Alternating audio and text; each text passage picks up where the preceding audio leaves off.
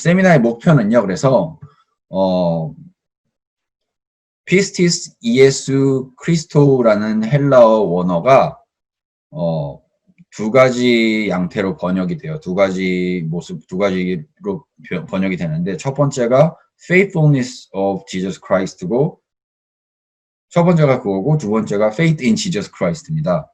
그래서 여기에 대한 논쟁이 있어요. 특히 이제 갈라디아서나 로마서를 보시면 이 피스티스 이에수 크리스토라는 이 구절이 어떻게 번역되어야 하는가에 대해서 학자들이 논쟁을 최근에 시작했는데 그 논쟁이 가지는 함의가 굉장히 우리의 믿음에 있어서 굉장히 중요합니다. 그래서 일단은 세미나의 목표는 그 논쟁 자체를 좀 살펴볼 것이고요. 논쟁의 발단과 전개를 둘러싼 중요한 이슈들에 대한 대략적인 이해를 우리가 추구하고요. 두 번째로는 이 논쟁이 우리 신앙에 가지는 함의는 그럼 무엇이냐. 특히 이제 믿음으로 얻는 구원을 중심으로 놓고 같이 한번 생각해 보려고 합니다. 이게 세미나의 목표고요. 세미나의 순서를 보겠습니다. 세미나의 순서는 일단 제가 전체적인 큰 그림을 미리 그려놓고 시작을 하려고 해요. 이게 워낙 학문적인 이슈이고 테크니컬한 이슈가 될 수 있다 보니까 제가 이슈 자체에서 시작을 하면 한도 끝도 없이 여러분들하고 이 세미나를 원래 시작하게 된 목적하고는 상관이 없이 이 세미나의 목적은 우리가 이 특정한 학문적인 논쟁을 통해서 우리 신앙에 어떤 함의를 가지고 있는지 우리가 믿는다는 것에 이런 특정한 학문적인 탐구가 어떤 의미를 가지는지를 우리가 찾아보는 것인데 제가 학문적인 논쟁에서 시작하면 거기로 가는데 어떻게 보면 좀 삼천포로 빠지게 될 것 같은 느낌이 들어서 일단 전체적인 그림 제가 얘기할 중요한 것들을 먼저 던져놓고 그거가 좀 약간 이해가 처음에 안 되시더라도 일단 던져놓고 학문적인 논쟁으로 들어가려고 해요. 그렇게 해서 좀 전체적인 방향을 잡으려고 합니다. 그래서 첫 번째로 이 논쟁이 우리의 삶에 가지는 중요성에 대해서 얘기하려고 하고요. 두 번째로는 이 논쟁이 향방이 갈려요. 일단 논쟁이 두 가지 의견의 대립으로 계속해서 나타나는데요. 그 두 가지 의견의 대립이 여러 가지 기준, 한 세네 가지의 기준을 가지고 왔다 갔다 이 기준을 놨을 때 이렇게 두 가지로 갈리고 이 기준을 놨을 때 이렇게 두 가지로 갈리고 하거든요. 그래서 어떤 기준들을 가지고 이렇게 갈리는지를 우리가 살펴볼 겁니다. 이 논쟁의 향방을 결정한 기준이 또 중요한 한 가지 더 까닭은 그 기준이 사실은 믿음이 무엇인가를 알려주는 데 있어서 굉장히 중요한 제시점이 될 수가 있거든요. 그래서 또 이제 논쟁의 향방을 결정하는 기준이 굉장히 중요할 것 같습니다. 거기까지 마치면 사실은 전체적으로 제가 할 얘기를 거의 다 한 건데 그래도 이제는 본격적으로 논쟁이 어떤 논쟁이냐를 살펴봐야 될 필요가 있잖아요. 그래서 논쟁의 핵심 성경 구절들을 좀 살펴보려고 합니다. 특히 갈라디아서에 집중할 건데 다른 성경 구절들도 제가 몇 가지 언급을 더 해드릴 것이고요.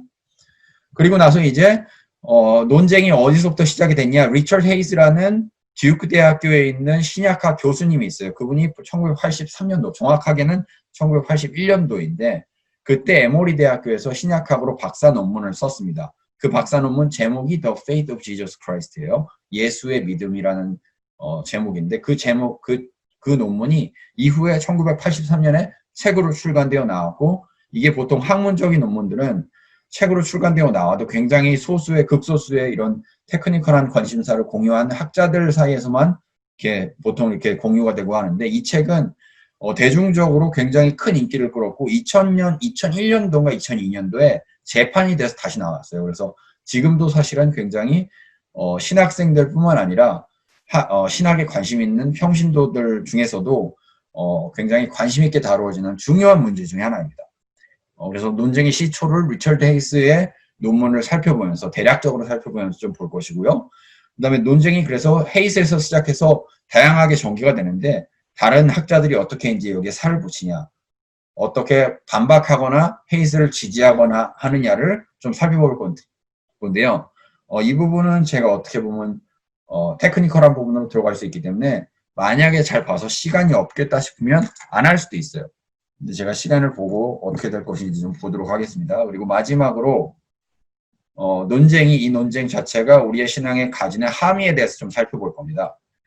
그 함의라고 하면은 아까 제가 1번과 2번에서 얘기했던 것들을 잘 뭉뚱그려서 종합해서 3, 4, 5번에서 다뤘던 것들을 기초로 다시 한번 이렇게 믿음이란 어떤 것이냐를 이렇게 정의하고 규정짓는 방식으로 한번 풀어보려고 합니다.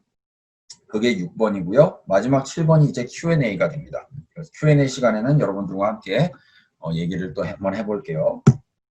자, 이 논쟁이 우리 신앙에 가지는 중요성에 대해서, 우리 삶에 가지는 중요성에 대해서 좀 얘기를 해볼게요. 믿음은 구원의 수단이죠. 믿음은 구원의 수단이기 때문에 믿음 자체를 어떻게 이해하고 있느냐, 성경이 말하는 믿음을 제대로 이해하고 있느냐가 우리가 구원을 받을 수 있냐 없냐에 있어서 굉장히 중요합니다. 당연하겠죠? 그렇기 때문에 성경이 말하는 믿음을 제대로 이해하는 일은 예수 그리스도를 통해서 오는 구원이 어떤 것인지 이해하는 데 필수적이다. 역으로 그 말은 성경이 말하는 믿음을 제대로 이해하지 못하면 신앙 전체가 왜곡되고 흔들린다는 뜻이기도 하다. 당연하죠. 그런데 때때로 우리가 믿음에 대해서 얘기할 때 우리가 말하는 믿음이 성경이 가르치는 믿음하고 다른 경우가 있어요. 그래서 우리가 믿음을 얘기할 때 어떤 경우에는 사실은 성경이 말하는 믿음은 굉장한 헌신을 이끌어낼 수밖에 없도록 짜여져 있는데 우리가 믿음을 말할 때 때로는 사실은 우리의 믿음이 아무런 헌신을 끌어내지 못하는 경우가 있습니다. 잘못된 믿음이죠. 성경이 말하는 믿음이 아닙니다. 믿음의 의미가 지적인 동의에 그칠 때 특히 그렇습니다. 근데 사실 믿음은 관계적이며 전인적인 용어예요. 이게 어떤 뜻이냐면 우리가 하나님에 대한 믿음을 생각할 때 너무 좀 되게 특별한 무언가로 생각하는 경향이 많은데 하나님에 대한 믿음은 사실 하나님과의 관계 속에서 생겨나는 것이고 그건 사실 사람과의 관계 속에서 우리가 누군가에 대한 믿음이 생겨나는 거랑 똑같거든요. 제가 여기서 괄호를 치고 믿음이 관계적이며 전인적인 용어라는 얘기를 할 때는 어떤 메시지를 전달해 드리고 싶은 거냐면 우리가 믿음이 성장한다고 할 때 그 믿음의 성장이 어떻게 일어나냐면 우리가 믿음을 가지고 있는 그 대상이 얼마나 믿을 만한 분인지 믿을 만한 존재인지를 우리가 깨달아가면서 그저 깨달아가면서 아 이분이 정말로 믿을 만한 분이구나. 이분이 정말 내 삶을 맡겨도 되겠구나라는 그 지식이 자라가면서 믿음이 성장하는 건데 우리는 많은 경우 믿음을 그냥 지적인 동의고 하나님이 예수 그리스도로 보내셔서 나를 구원하셨다는 그거다.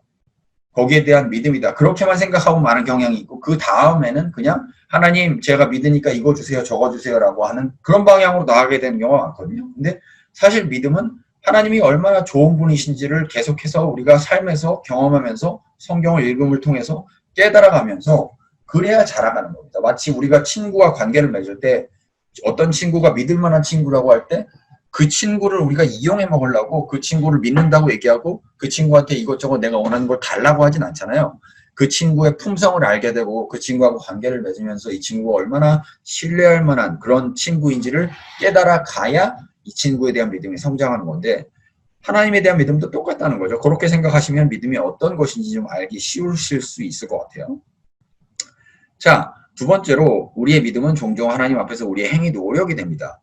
왜냐하면 왜죠? 이것도 마찬가지로 하나님에 대한 믿음이 아니라 믿음 자체가 사실은 구원의 도구가 될 때 믿음에 대한 믿음이 될 때 이렇게 되는 경우가 많은 것 같아요. 하나님이 어떤 분이신지를 아는 경험과 지식이 늘어가면서 아 이분이 정말 내 삶을 다 맡겨도 될 만한 분이구나라는 그런 믿음이 되면 이건 사실 행위나 노력이 아니잖아요. 왜냐하면 너무 자연스러운 거니까 이 사람이라고 할게요. 이 사람이 너무 믿을만 하면 그 믿음이 행위 노력이 아니에요. 그죠? 자연스럽잖아요. 너무나 자연스러운 결과인 거예요. 당신이 너무 믿을만 해서 내가 믿는데 그게 뭐 내가 행위나 노력이 왜 들어가냐라고 얘기할 수 있는 건데 그죠? 그런데 우리는 많은 경우 하나님 당신에 대한 이해를 기초로 해서 우리의 믿음을 거기에 대한 자연스러움 하나님이 너무 믿을 만한 분이기 때문에 내가 믿는다가 아니라 하나님이 너무 믿을 만한 분인지 안 믿을 만한 분인지랑은 상관없이 하나님 저 믿어요라고 무조건 외치기 때문에 이게 사실은 행위나 노력이 되는 거거든요. 그렇게 되면 근데 이게 하나님에 대한 믿음이 아니라 믿음에 대한 믿음이 된다는 거죠. 그래서 팀 켈러는 센터 처치라는 책에서 이것이 당신의 마음가짐이라면 여전히 자신에 대한 믿음으로 사는 것이다. 자신의 힘과 정신적 노력과 능력에 의존해서 하나님과의 관계를 바르게 하려고 하는 것이다. 우리를 구원하는 것은 우리의 믿음 수준에 달려있는 것이 아니라 예수님께서 우리를 위해서 행하신 일에 달려있다. 여기서 예수님께서 우리를 위해서 행하신 일에 달려있다라고 하는 것은 하나님이 어떤 분이신지 우리가 알아야 믿음이 커진다는 거예요. 예수님께서 우리를 위해서 행하신 일은 그냥 우리를 사랑하셔서 죽으셨다. 그리고 부활하셨다. 이렇게 표현해서 끝날 수 있는 게 아니에요. 인격적인 관계가 그렇게 성립되는 게 아니잖아요. 인격적인 관계는 그 사람을 직접 겪어봐야 되는 거고 그 사람이 내 삶의 실질적인 문제들과 관계 속에서 어떤 사람인지를 우리가 알아야 되는 건데 그래서 아, 이 사람이 진짜 괜찮다. 이 사람을 정말 믿을 만한 애라는 그런 게 있어야 믿음이 생기는 거라는 거죠. 근데 그렇게 돼야 믿음의 행위나 노력이 되지 않는다는 겁니다. 물 한 잔 마셔볼게요. 자, 같은 차원에서 믿음이 잘못 이해될 때 종종 몰상식한 자기 확신이나 자기 합리화나 자기 변호 등과 동일어가 되기도 해요. 이것도 왜 그러냐? 마찬가지죠. 계속해서 동일합니다.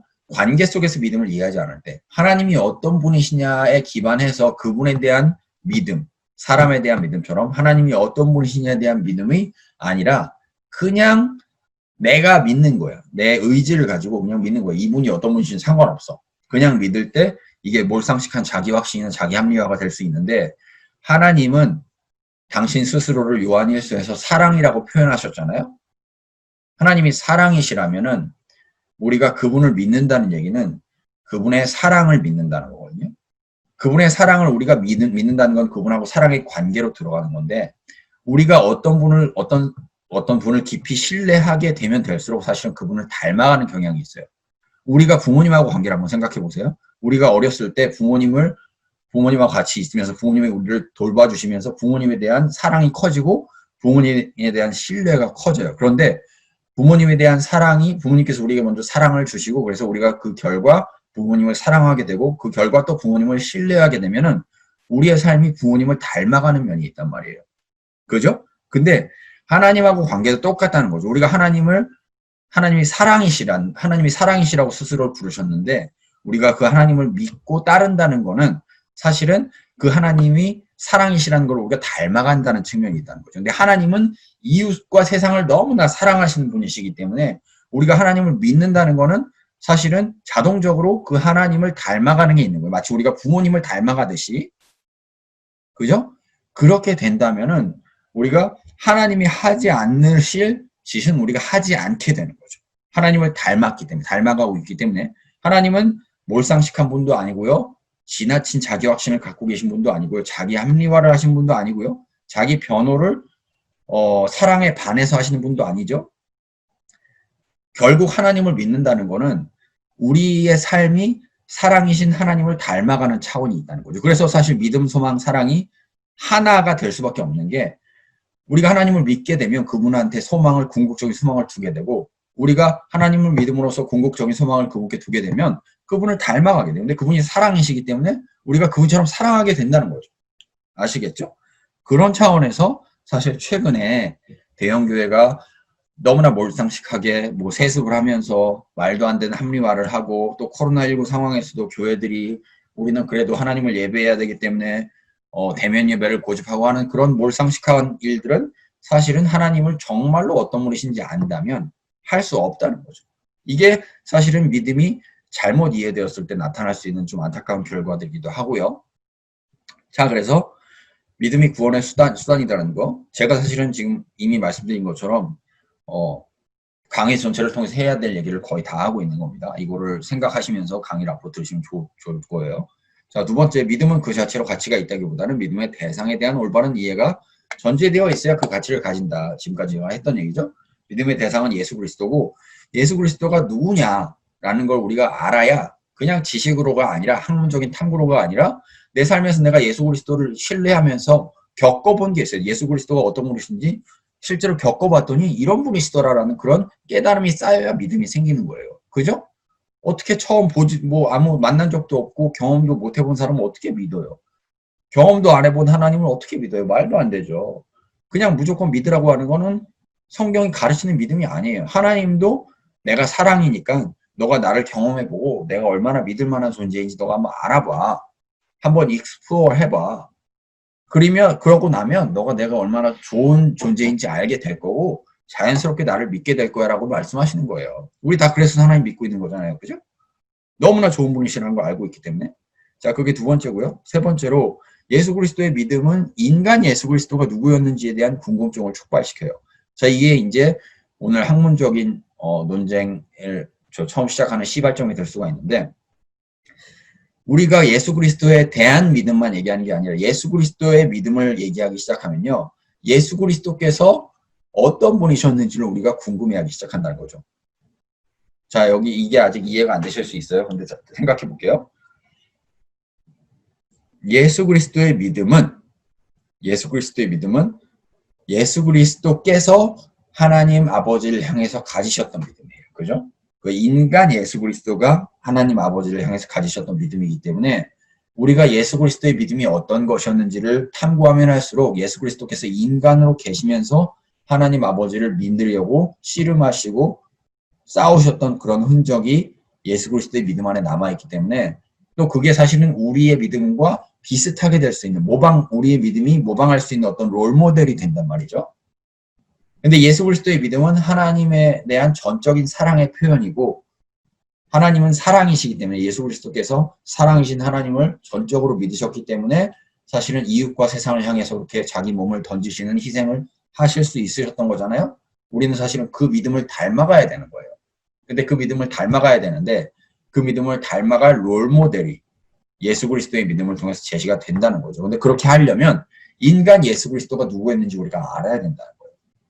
성경은 인간 예수 그리스도가 누구였는지에 대한 예수 그리스도의 십자가 죽음과 부활도 다루고 있지만, 복음서도 또 바울 서신도 예수 그리스도가 누구였는지에 대해서 굉장히 자세하게 다루고 있잖아요. 근데 우리가 그걸 보면서 단지 구원자 예수 그리스도, 나랑은 완전히 질적으로 다른 분이라고 생각하기 시작하면 예수 그리스도께서 하나님을 향해서 가지셨던 믿음이 어떤 것이었는지에 대해서 우리가 생각할 여지가 없어지고, 그러면 우리의 믿음의 롤모델이 사라지는 거나 마찬가지란 말이죠. 그렇게 가면 안 되고, 그렇게 하면 안 되는데, 예수 그리스도의 믿음을 얘기하기 시작할 때 우리가 인간 예수 그리스도가 누구였는지에 대한 궁금증이 생기게 되고, 그런 궁금증을 통해서 예수는 누구였는가를 찾아가면 갈수록 예수께서 하나님을 향해서 가지셨던 믿음이 우리의 믿음을 돕는 롤모델이 될 수가 있다는 거죠. 그래서 중요한 겁니다, 이 논쟁이. 아시겠죠? 자, 여기까지 하고요. 두 번째, 논쟁의 향방을 결정하는 기준이라고 제가 4가지를 얘기했습니다. 예수 그리스도의 신성을 강조하느냐, 인성을 강조하느냐가 굉장히 중요해요. 왜 중요하냐? 예수에 대한 믿음은 이미 십자가에 달려 돌아가시고 부활하셔서 완성된 구원자 예수를 믿는 믿음이에요. 근데 그 믿음은 사실은 예수께서 인간으로 오셨을 때는 하나님 앞에서 사람들을 변호하는 것도 있으시고, 사람들 앞에서 하나님이 어떤 모습이신지를 드러내는 그 2가지가 다 있는 거거든요.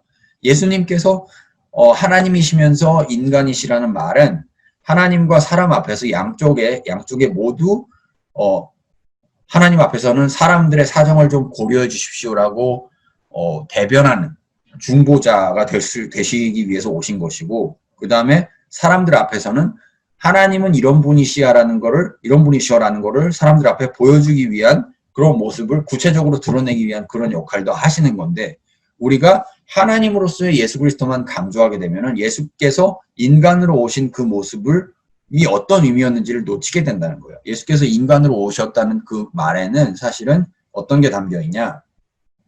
예수 그리스도의 믿음하고 관련해서 예수께서 인간으로 오셨다는 그 말에는 우리로 하여금 하나님을 믿는 믿음이 어떤 것인지를 구체적으로 보여주기 위해서, 인간으로서 하나님을 믿는, 인간으로서 하나님을 전적으로 신뢰한다는 게 무슨 뜻이냐를 보여주시기 위한 그런 차원이 있는 건데, 그죠? 근데 그런 부분이 어디서 드러나냐? 예수 그리스도의 믿음에서 드러난다는 거죠.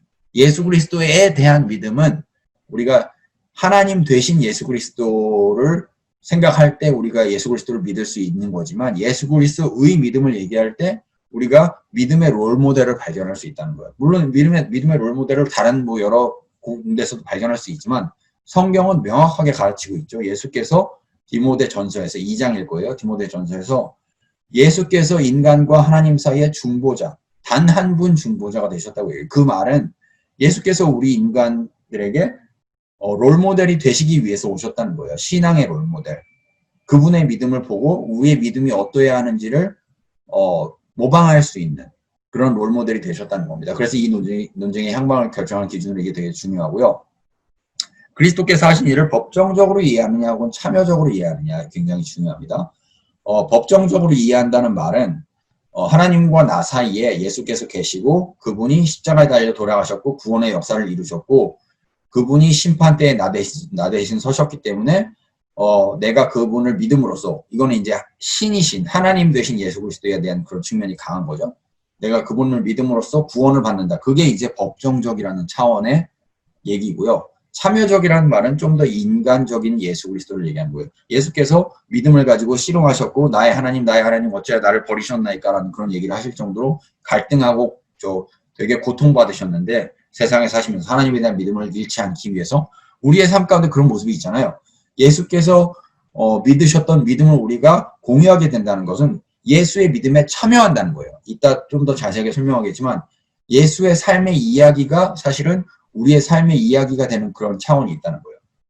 자, 여러분들 우리 보시면 우리가 삶을 살아갈 때 어떤 그 삶의 이야기의 패턴을 우리가 살아가는 경우가 많아요. 대부분의 사람들은 이제 성장해서 대학을 가게 되고 직업을 가지게 되고 결혼하고 뭐 자녀를 교육하고 뭐 그러다 이제 자녀를 대학에 보내고 안정되고 뭐 이런 삶의 이야기의 패턴을 대부분의 사람들이 따라가잖아요.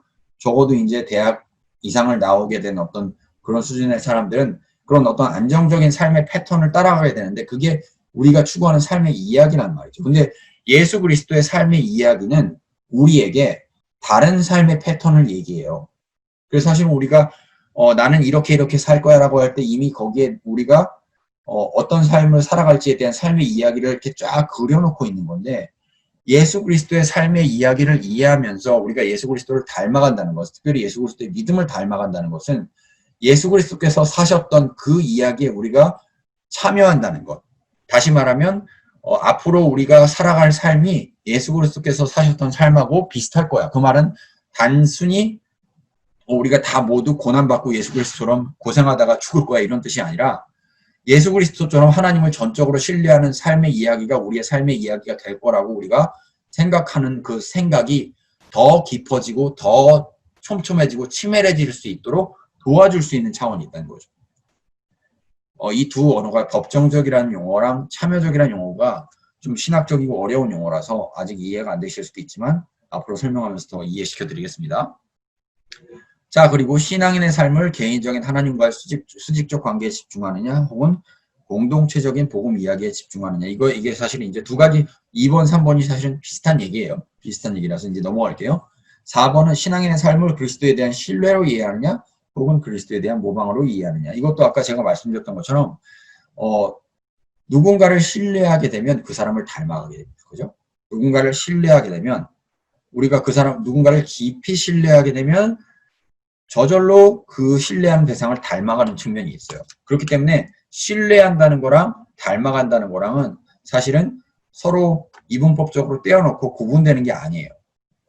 그렇지만 그럼에도 불구하고 우리가 누군가의 삶을 모방한다고 할 때는 열심히 우리가 노력해서 모방할 수도 있잖아요. 그렇기 때문에 사실은 이제 행위구원적인 그런 뉘앙스가 가능한 거예요. 특별히 이제 예수 그리스도와의 관계에서 우리와 예수 그리스도와의 관계에서 우리가 예수 그리스도를 닮아간다라고만 얘기할 때 그게 믿음이 없이 그냥 닮아감이 될 때는 행위구원적인 요소가 있을 수 있는 거예요. 나는 예수 그리스도처럼 살 거야 라고 하면서 우리가 그분이 누군지 깊이 이해하지 못하고 그분을 신뢰하지 않은 상태에서 무조건 닮아가려고 하면 그런 차원이 있을 수밖에 없다는 건데 그렇지만 사실은 신뢰가 바탕이 된 그분이 어떤 분인지 겪어가면서 아 정말 좋은 분이시다. 나 이분 정말 신뢰하면서 살고 싶다라고 하면은 자연스럽게 닮아가는 면이 있다는 거죠.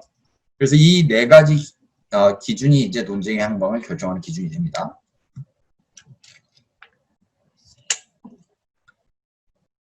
자, 관련 성경 구절들 한번 보실게요.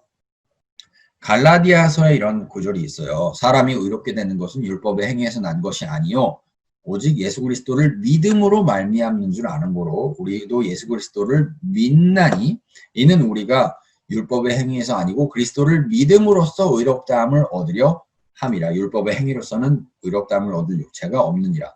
여기 제가 이제 한국어를 읽었는데 한국어를 읽으면 사실 그냥 예수 그리스도를 믿는 것인 것 같잖아요. faith in Christ인 것 같잖아요. 그런데 영어로 바꿔놓으면 제가 여기서 ESV 버전하고 NET 버전을 인용했는데 ESV 버전하고 NET 버전이 이 피스티스 예수 크리스토라는 이 구절을 다르게 번역을 해요. 다르게 번역할 만한 여지가 있기 때문에 다르게 번역을 하는 거예요. 자, 읽어볼게요. Yet we know that a person is not justified by works of the law, but through faith in Jesus Christ. 그게 이제 ESV 버전이고요. But through the faithfulness of Jesus Christ, so we also have believed in Christ Jesus, in order to be justified by faith in Christ.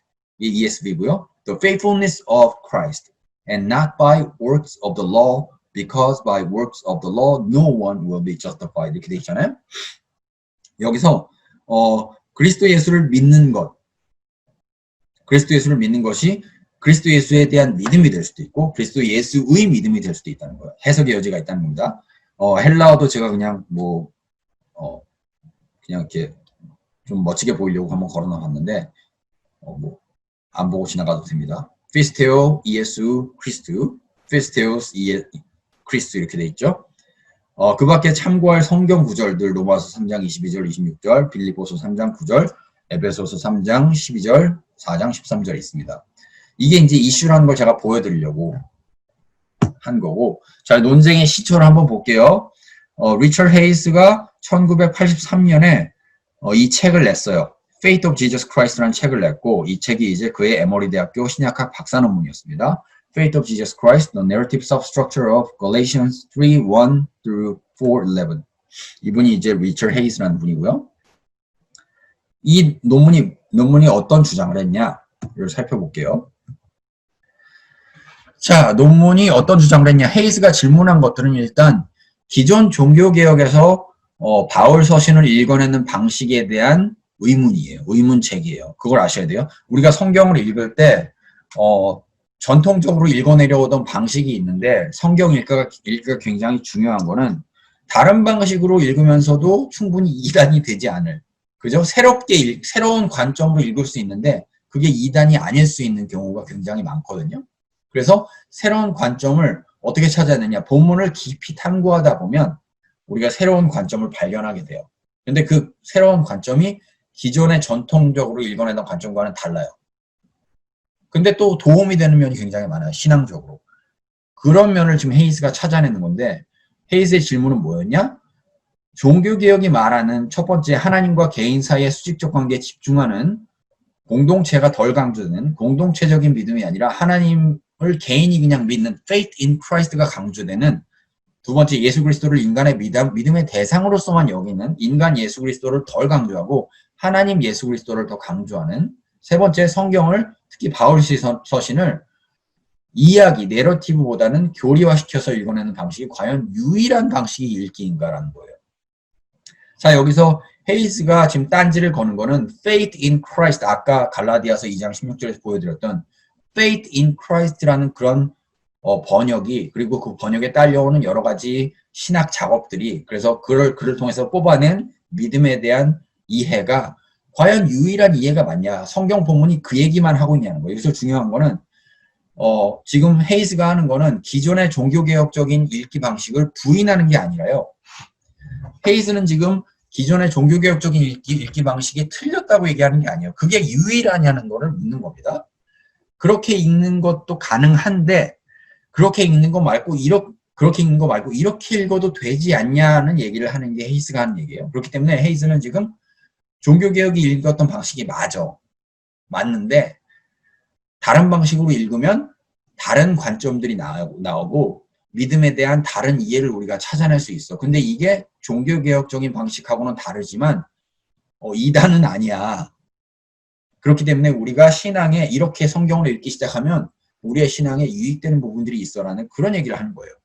아시겠죠? 그래서 제가 여기 리처드 헤이스의 질문, 리처드 헤이스가 던지는 질문을 단도직입적으로 뽑아낸 그런 부분을 제가 책에서 인용을 했어요. 이게 이 책, Faith of Jesus Christ 책에 123쪽에 나오는 말인데 제가 읽어볼게요. Paul does in fact speak of Jesus Christ as the object of faith. 이게 이제 faith in Jesus Christ죠. 그리스도께서 믿음의 대상이 되실 때 우리는 그리스도를 믿는 거잖아요. 그죠? 바울이 그렇게 얘기한다는 거예요. The question is whether this observation determines the meaning of Paul's expression pistis Iesus Christou. 갈라디아서 3장 22절에 나옵니다. So that it must be read as equivalent to pistis eis ieson Christum. Faith in Christ라는 표현인데 이게 갈라디아서 2장 16절에 나와요. 그 표현하고 이 표현하고 같은 표현이냐. 왜 바울이 굳이 3장 22절에서는 pistis iesus Christu라는 표현을 썼냐. 예수에 대한 믿음을 얘기하려면 그냥 pistis eis ieson Christum이라는 표현을 써도 되지 않았냐. 왜 굳이 다른 표현을 쓰냐. 다른 표현을 썼을 때는 다른 얘기를 하려고 했던 거 아니냐라는 걸 묻는 거예요. Is there any significance to the fact that Paul uses a different grammatical construction here? 뭔가 다른 얘기를 하는 게 아니냐는 거죠. 그래서 이게 문제제기입니다. 그리고 문제 분석을 어떻게 하냐? 갈라디아서 3장 1절과 4장 11절에 나오는 바울의 복음 논증에 대한 기존 종교개혁의 해석을 본문을 다시 읽음으로써 자신이 제기한 질문들에 대한 새로운 답을 제시하는 게 헤이즈가 그 논문에서 하는 주된 작업입니다. 아시겠죠? 자, 그래서 헤이즈는 이제 어떤 얘기를 하냐? 그래서 갈라디아서 3장 1절, 4장 11절을 보면서 거기에 갈라디아서는 사실은 이제 다른 복음을 받아들인 그런 사람들이 있다. 올바른 복음이 뭐냐라는 얘기를 하는 거잖아요. 그래서 갈라디아서는 사실은 전체적으로 다 설득하려고 하는 어떤 논증이 주된 사실은 구성 요소예요. 그런데 종교개혁적인 읽기는 이 갈라디아서에 담겨있는 이 논증을 그냥 논증이라고 생각하고 이걸 그냥 뽑아내서 교리화를 시켜버렸단 말이에요. 근데 지금 헤이스가 여기서 보고 있는 것은 바울의 논증 안에 예수 그리스도의 삶과 십자가 죽음과 부활에 대한 이야기가 배경으로 깔려 있더라는 거죠. 그렇기 때문에 이게 바울이 논쟁을 펼칠 때 그게 단지 어떤 메시지로 어떤 이렇게 딱딱딱 해가지고 메시지로 전달될 수 있는 것뿐만이 아니라 이야기화 될 수 있는 차원이 있다는 거예요. 자, 이야기화 될 수 있다는 차원이 왜 중요한지는 이따가 제가 말씀드릴게요.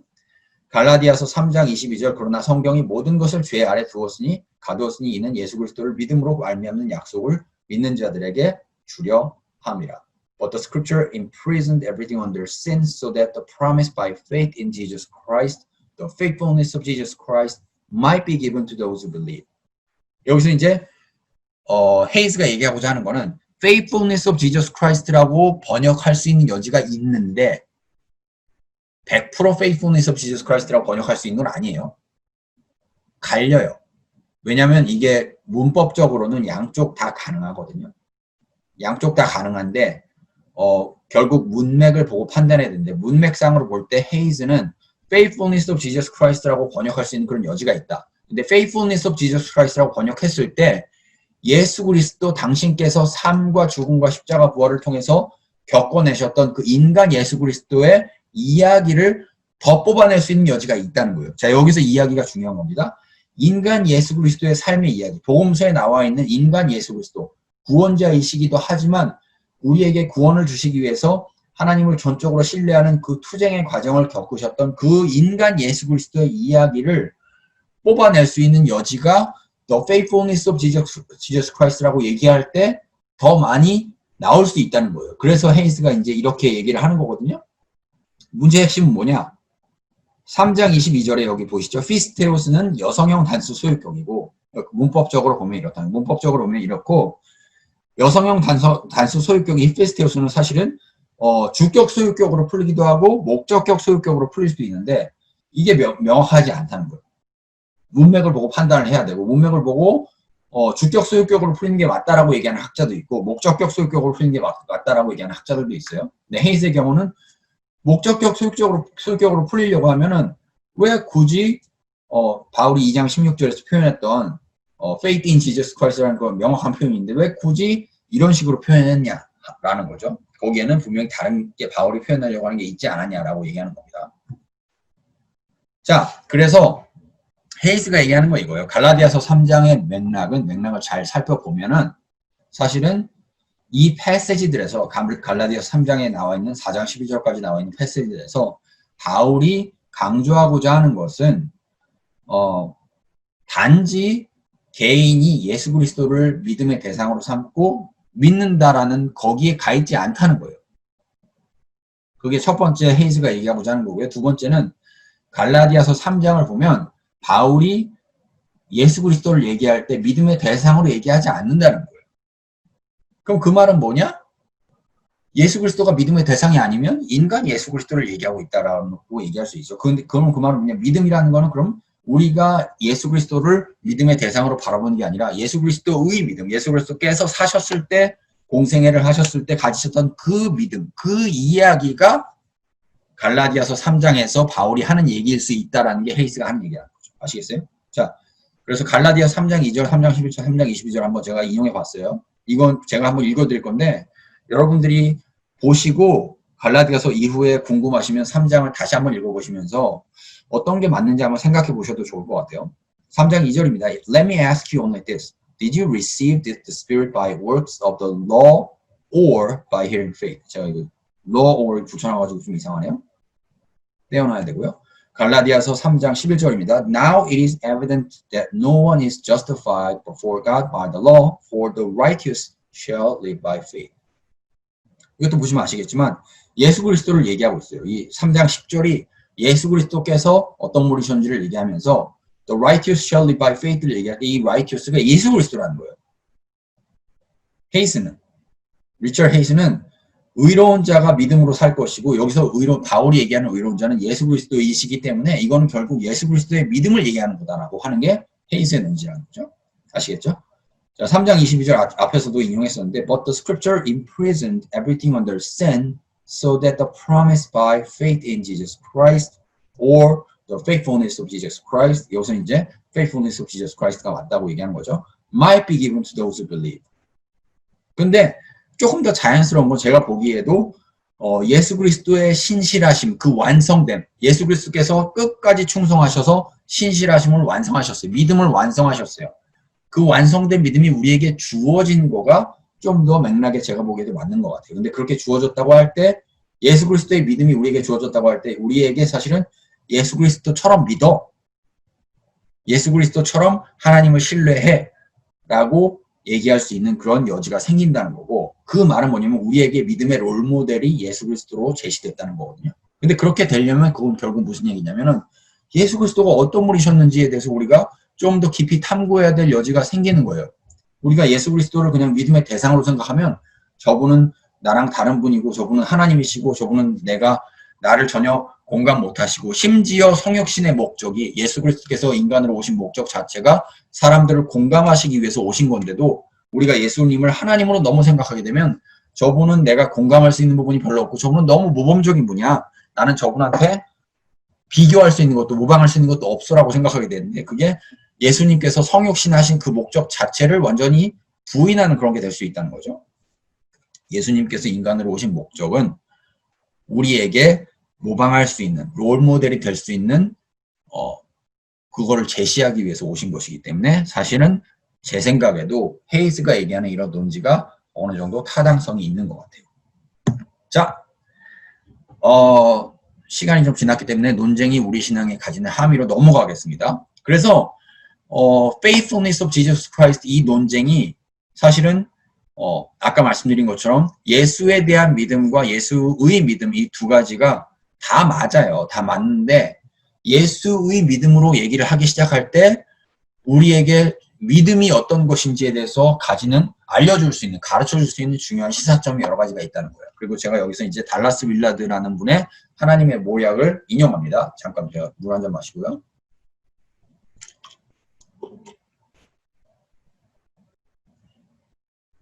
자, 아까 말씀드렸던 것처럼 예수 그리스도께서는 믿음의 모델이시기도 하고 믿음의 대상이시기도 해요. 이 두 가지가 갈리지 않아요. 왜냐하면 우리가 누군가를 믿을 때 아까 말씀드렸던 것처럼 누군가가 너무 괜찮아서 너무 좋아서 그분을 깊이 신뢰하게 될 때 자연스럽게 그분을 닮아가게 된단 말이에요. 그죠? 사랑하는 사람 서로 닮잖아요. 부부 닮잖아요. 자녀가 부모님 닮잖아요. 그죠? 그런 것처럼 근데 거기에 깊은 신뢰가 깔려 있단 말이에요. 그렇기 때문에 우리가 믿음의 대상으로 예수 그리스도를 삼을 때 저절로 예수 그리스도께서 믿음의 모델이 되시기도 하는데 그런데 예수 그리스도께서 믿음의 모델이 되신다는 말은 인간 예수 그리스도의 믿음을 우리가 자세하게 보게 된다는 말이기도 한다는 뜻이에요. 자, 그래서 달라스 윌라드의 부분을 읽도록 하겠습니다. 나의 희망은 예수의 말씀을 새롭게 듣게 하는 것이다. 특히 구분을 이미 안다고 믿는 이들에게 그렇게 하고 싶다. 솔직히 말해 예수의 경우는 우리가 이미 구분을 안다고 믿는 그런 가상의 친숙함이 생소함을 낳았고, 생소함은 경멸을 낳았으며 경멸은 심각한 무지를 낳았다. 오늘날 예수를 한 인간으로서 흥미를 갖고 대하거나 예수가 자신의 현실 생활과 긴밀한 관련이 있다고 보는 사람은 별로 없다. 일반적으로 그분은 현실의 이슈를 다루는 현실의 인물로 간주되지 않는다. 우리가 부딪혀야 하는, 그것도 지금 부딪혀야 하는 세상이 아닌 저만치 허공의 영역에 관심을 둔 존재로 여겨지고 있다. 그리고 솔직히 능력 많은 분으로 통하지도 않는다. 이거는 이제 윌라드가 얘기한 것 같은데. 그래서 제가 얘기하고자 하는 요지가 몇 가지로 이렇게 딱 요약이 되죠. 그리고 제가 이제 여러분들이 여기까지 얘기를 들으면 이제 제가 어떤 얘기를 하려고 하는지, 또 여러분들이 가져야 하는 믿음이 어떤 것인지, 앞으로 어떻게 믿음을 더 키워갈지가 좀 보이시기를 좀 바라는데, 다시 요약해서 말씀드리면 우리가 믿음을 키워가려면 하나님을 알아야 된다는 거죠. 근데 하나님은 보이지 않는 분이시기 때문에 성경에 나타난 하나님을 우리가 알 수밖에 없고, 성경에 나타난 하나님 중에서 인간 예수 그리스도를 우리가 알아가면 갈수록 하나님을 우리의 삶 속에서 구체적인 사건들과 갈등들과 만남들과 관계들을 통해서 하나님께서 우리의 삶에 어떻게 역사하시는지를 보면서 그런 상황 속에서 예수께서 어떻게 하셨는지에 대한 우리의 이해가 깊어지면서 하나님에 대한, 예수 그리스도에 대한 신뢰가 깊어지고, 신뢰가 깊어진다는 말이 믿음이 성장한다는 말이에요. 무작정 그냥 하나님 이거 주세요 막 40일 작정기도 하고 이런 게 아니라 자연스럽게 우리의 동기가, 우리의 근본적인 중심 동기가 하나님이 너무 아름다워, 너무 괜찮아, 이분보다 더 좋은 분이 없어라는 게 우리가 너무 지적으로만 동의되는 게 아니라 우리가 관계적으로 체험해서 와 정말 하나님 짱이다 라는 그런 경험을 하게 돼서 이 세상에 돈보다도 권력보다도 다른 어떤 것보다도 하나님이 진짜 좋네라는, 거기에 우리가 전적으로 동의를 하는 그 과정을 겪게 되면 그게 이제 믿음이고, 그게 자라가면서 우리가 다른 것들을 버리고 안정된 삶을 우리가 꿈꾸는 그런 나름의 어떤 인생의 로드맵을 버리고 예수 그리스도의 삶의 이야기가 나의 삶의 이야기가 되었으면 좋겠다라는 그런 간절한 소망을 가지게 되는 게 믿음이 성장하는 거라는 거죠. 아시겠죠? 그 얘기입니다. 자, 그래서 이건 뭐 거의 요약이에요. 이제 요약이고 쫙 한번 제가 읽고 끝낼게요. 그리스도의 신성을 강조하느냐 혹은 인성을 강조하느냐. 믿음은 부활하신 그리스도의 완성된 사역에 대한 신뢰이기도 하지만 이게 이제 신성에 대한 강조고, 인간 그리스도의 믿음을 깊이 이해하고 닮아가는 과정이기도 하다. 인성에 대한 강조죠. 그리스도께서 하신 일을 법정적으로 이해하느냐 혹은 참여적으로 이해하느냐. 믿음은 인간 예수 그리스도께서 하나님과 맺었던 관계에 대해서 성경 연구를 통해서 깊이 알면 알수록 더 올바른 이해가 가능하다. 이것도 아까 말씀드렸던 거고요. 신앙인의 삶을 개인적인 하나님과의 수직적 관계에 집중하느냐 혹은 공동체적인 복음 이야기 공유에 집중하느냐. 믿음은 단지 개인적인 하나님과의 관계에서 자라감이 아니라 믿음의 모델이신 예수 그리스도의 삶의 이야기를 내 삶의 이야기로 만들어가는 가운데 성장한다. 4번 신앙인의 삶을 그리스도에 대한 신뢰로 이해하느냐 혹은 그리스도에 대한 모방으로 이해하느냐. 나처럼 살지 마, 나처럼 살아 기능인데 제가 이 얘기를 좀 할게요. 부부의 세계라는 드라마가 올 초에 이제 굉장히 인기를 끌었는데 거기서 이제 남자 주인공, 제 지금 이름이 생각이 안 나는데 그 친구가 이제 자기 자식한테, 준영이죠. 아들은 이름이 생각해요. 준영이한테 마지막에 아빠처럼 살지 마 그러냐. 자기 자신의 삶에 대한 그런 증오와 혐오가 있어요. 그런데 사실은 예수님도 그렇고 바울도 그렇고, 바울이 이제 계속해서 나를 본받는 자가 되라고 하거든요. 바울이 그렇게 얘기할 수 있는 거는 자기의 삶이 계속해서 예수 그리스도를 본받으려고 하고 있기 때문이에요. 그죠? 근데 우리가 예수 그리스도를 본받으려고 하는 가운데 사실은 우리의 삶에 대해서 더 긍정할 수 있게 된다는 거예요. 나처럼 살지 마라는 얘기는 사실은 예수 그리스도를 정말 믿는 사람들은 하기 어려운 얘기예요.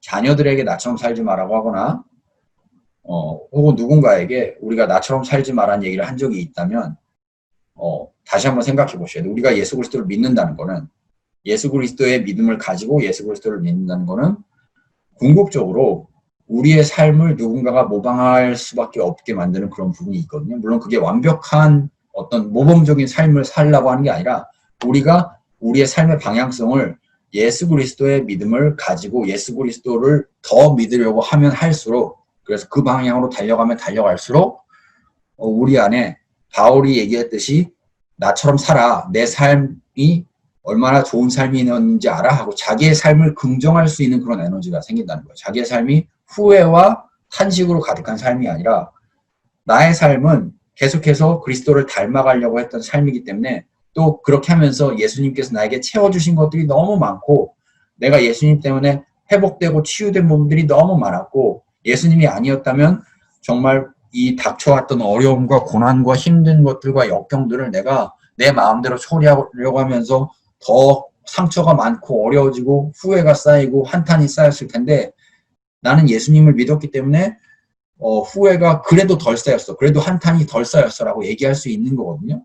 그러니까 나처럼 살려고 해봐 라고 얘기할 수 있는 그런 에너지가 우리가 그리스도를 믿는다면 생기는 거예요. 삶에 대해서 긍정할 수 있게 되는, 삶을 선물로 받아들일 수 있게 되는 거예요. 내 삶이 선물로 인정이 되면 다른 사람들에게도 다른 사람들의 삶을 선물로 보라고 말할 수 있게 되고 그들의 삶을 선물로 봐줄 수 있게 돼요. 이게 또 굉장히 중요한 한 가지 요소일 수 있습니다. 자, 여기까지 하겠고요. 참고하시면 좋은 책들 여기 적어놨습니다. 4권인데 권현경 교수님의 위선이라는 책이 있고 니제이 굽타 교수의 Paul and the Language of Faith라는 아주 따끈따끈한 신간이 있습니다. 그리고 또 Faith of Jesus Christ라는 여러 학자들이 이 주제에 대해서 아티클들을 굉장히 많이 써가지고 모아놓은 모음지 같은 책도 있고요. 또 제가 주로 다루었던 리처드 헤이스의 The Faith of Jesus Christ라는 책도 있습니다. 요것들 다 참고하시면 좋을 것 같고요. 지금까지 저는 김상일이었습니다.